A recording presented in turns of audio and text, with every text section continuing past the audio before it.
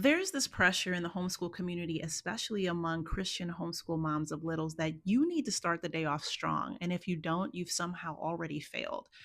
If you're in that place today and you're feeling that pressure and that weight on your shoulders, I want you to stay tuned because I'm going to dive into this topic more deeply and offer you some hope and encouragement. All right, let's dive right in.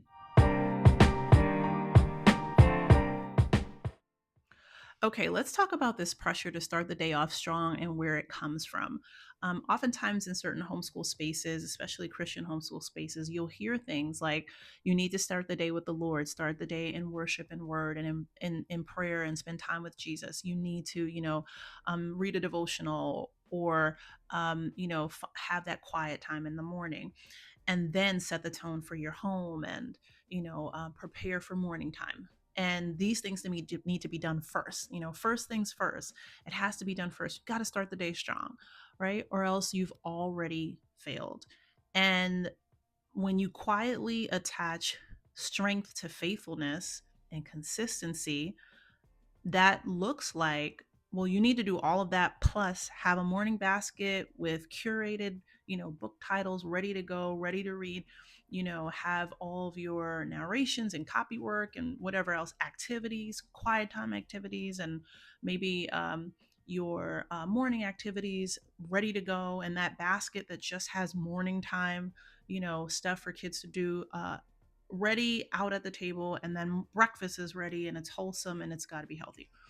Once you start to add all of that to the mix, it feels stressful. The pressure, it begins to mount, and it's unsustainable because you're adding strength to faithfulness and consistency.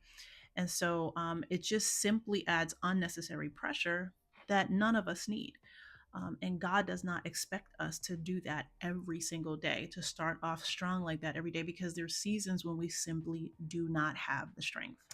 I remember a season when we had two under two, and my kids were, one was nursing and one was just kind of, getting into everything. He was two.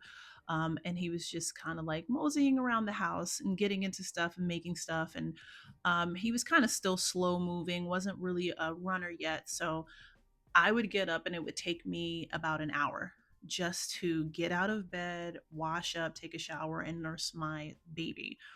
And then by the time I got downstairs to make a meal for my toddler and myself, it would be like noon. And then by the time I cleaned up and I was ready to sit down on the couch and read a Bible story to my 2 year old, I was ready to pass out. And it was in those moments that I realized that it's impossible, for me to do anything more than what I'm doing right now. I just did not have the strength for it. And some days I felt like a failure because I felt like, I need to teach my little one, who was almost, going to be a preschooler. I'm thinking I need to teach him the Bible. I need to read to him. I need to do some type of hands-on activity with him because I'm behind, like I'm not doing enough or whatever in that season. And the reality is, I honestly didn't start most days strong because I just was in that postpartum recovery period and I did not have the strength. So here's what I came to understand in that season: God met me right where I was. Slow mornings, slow starts, physically weak. I did not have enough strength to do much more than what I did every morning and every day, and his grace was sufficient for me. And the Bible verse that carried me through that season was 2 Corinthians 12:9. My grace is sufficient for you, for my strength is made perfect in weakness. And even now, where I'm teaching 5 and 7 year olds, my kids are a little bit older now, I still experience God's grace on the days when I am slow to start, I'm feeling sick, or I feel weak. I don't force the strong start because I don't have to, because his grace is sufficient for me. And yes, I start off the day, with prayer and worship and the word, but it doesn't always happen before my kids wake up. It doesn't always happen in the morning. Sometimes it's happening almost like mid morning, early afternoon. And sometimes the day starts so late, our homeschool rhythm, and, it's always the same, but the day doesn't actually start until much later.